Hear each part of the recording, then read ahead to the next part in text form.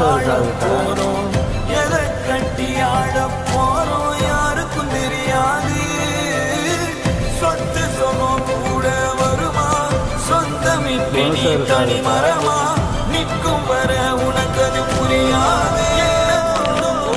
போறோம் எல்லாம் ஒரு நாள் சாக போறோம், மிஞ்சி போனா என்ன ஆகும், எல்லாம் சேர்ந்து வாழ்ந்து பார்ப்போம்.